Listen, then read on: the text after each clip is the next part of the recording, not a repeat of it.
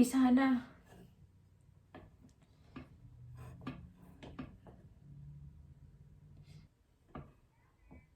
Kunti lang. Hindi ko to mauubos, marami masyado, pero syempre, kakainin ko. Yung gulay ang gusto ko.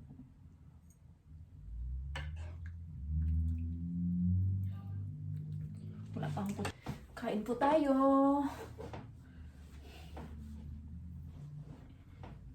Kain po tayo, kain po tayo. Ayan, ano ba talaga, di maintindihan, no? Mainit eh.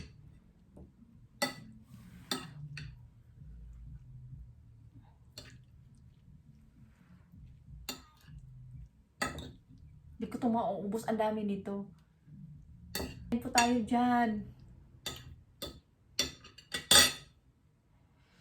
Gusto ko magkamay pero may sabaw. Ano ba? Sige, ito, kamay.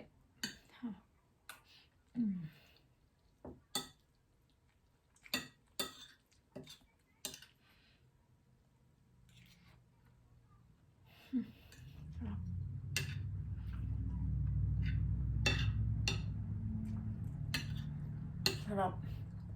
Yeah, ako yung nagluto eh.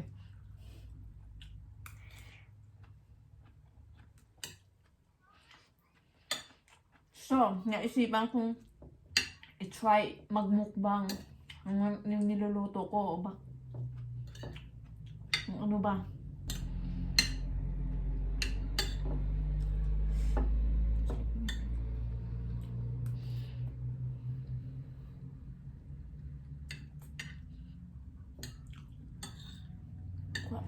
Kuha ko patis. Okay. Naghugas ako ng kamay, ha? Konti lang, kahit baka magkabato. Saan yung sili ko ditong malaki na wala man? Nagiging pula na. Green dapat to eh.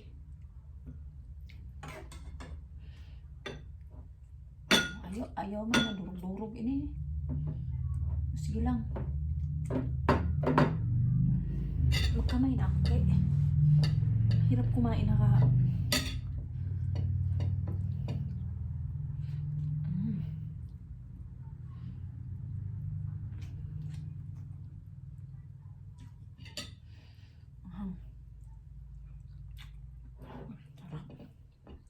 Sarap. No, tingala talaga. Sige lang.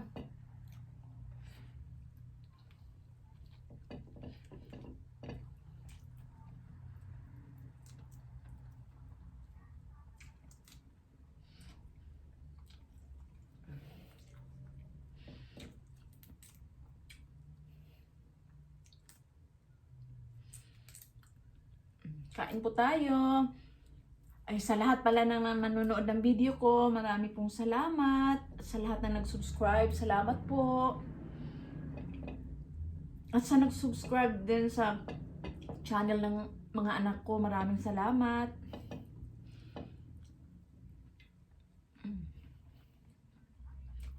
Wala sila ngayon dito, may pasok. Doon sa school. Mag-isa lang ako. Ang asawa ko pumasok din. Magsa-summer na dito. Makakalabas din.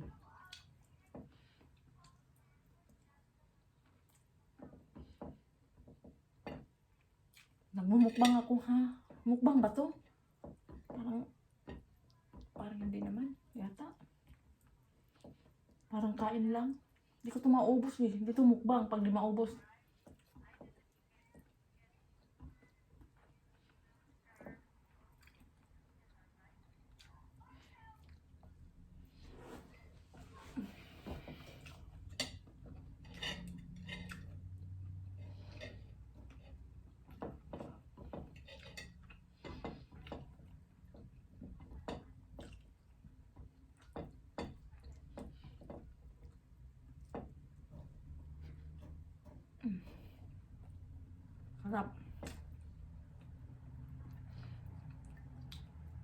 Mas masarap to pag marami kayong kakain.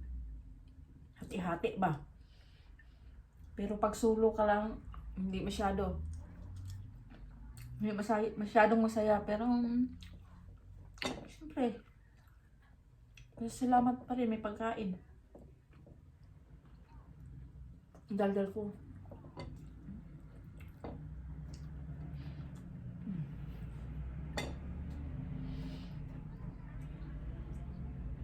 Ang tagal na.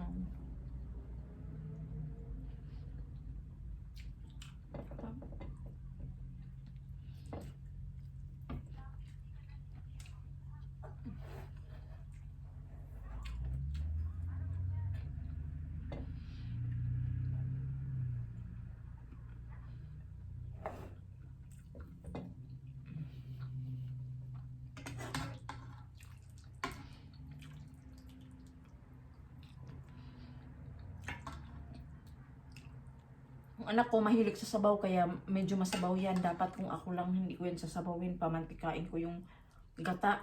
Ang anak ko gusto niya ang sabaw. Babae kong anak. Ayan.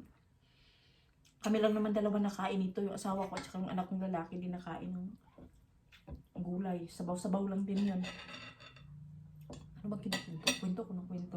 Nagkukwento ako sa kanila kasi siguro yung iba sa inyo alam niyo yung anak ko, yung dalawa kong anak kasi meron din silang YouTube channel.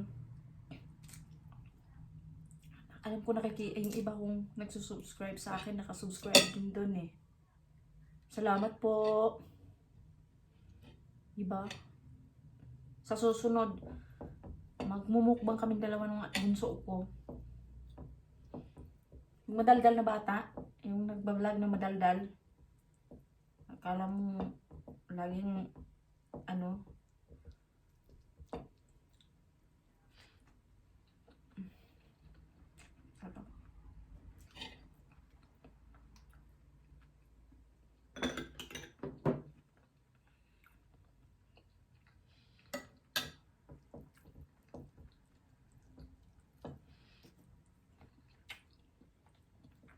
Yung mga niluluto ko sa vlog ko, sa videos ko, ano lang naman yan, mga pagkain bahay lang ba, simple lang. Hindi naman ako, yung katulad ng ibang magagaling talaga dyan, video lang ba.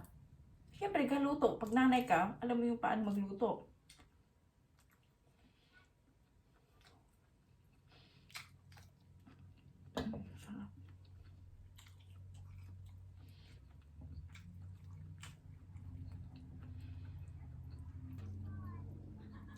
Pag makita ito ng asawa ko, sasabihin naman yung anong pinagagawa ko. Makain lang ako nga. Mukbang daw to eh. Nakikita ko to lagi sa mga videos eh. Mukbang sila. Gusto ko rin i-try. Pero parang hindi naman tumukbang. Walang kasama. Hindi mauubos to eh.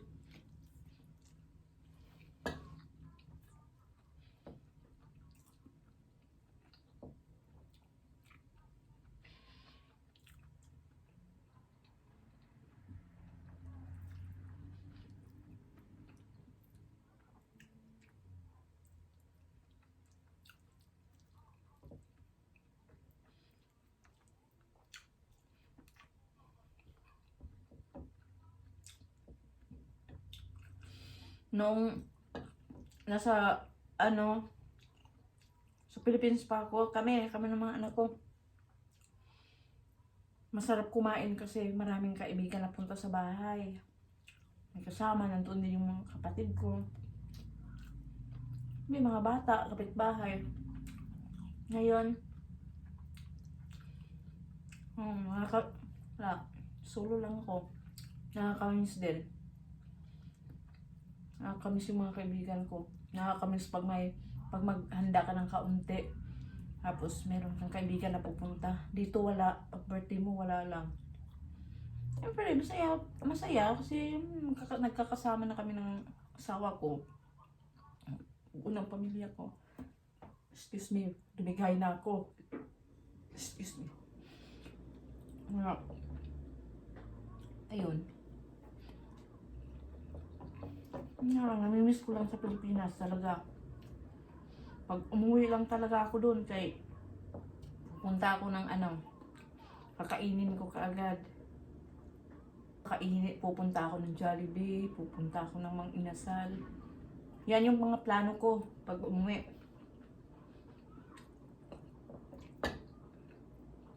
Mamamalingki ng sariwang pagkain. Dito frozen lang lagi.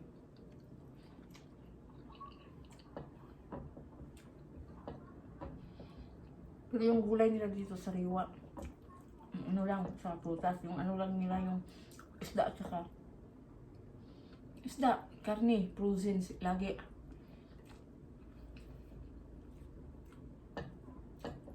Sinsya na kayo, ha? Daldal ba? Daldal nanay nyo? Gutom ako.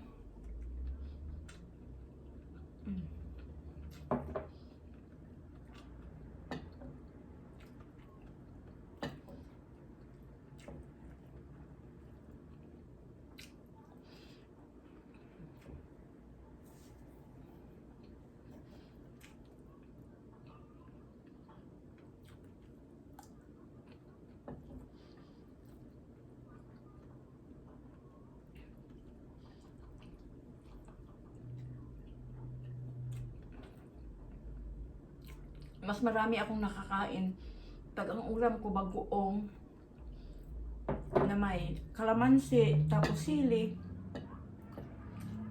o di kaya bulad, may kamatis, may gulay. Yun. Kahit hating gabi nakain ako. Agad yung asawa ko. Kaya sige daw kain ko ng hating gabi. Matutulog lang. Pag tuyo ang ulam mo, di kaya bagoong. Tapos may piniritong isda, sausaw mo sa bagoong. Agoy. Kalami.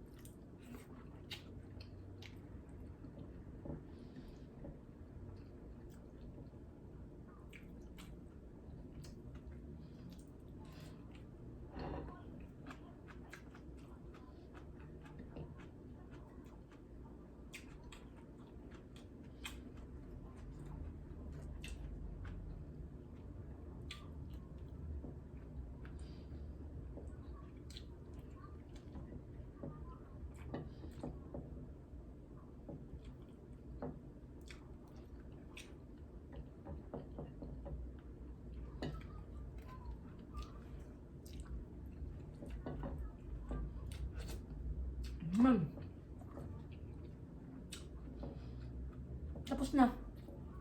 Busog na ako. Hindi kaya. Hindi na kaya.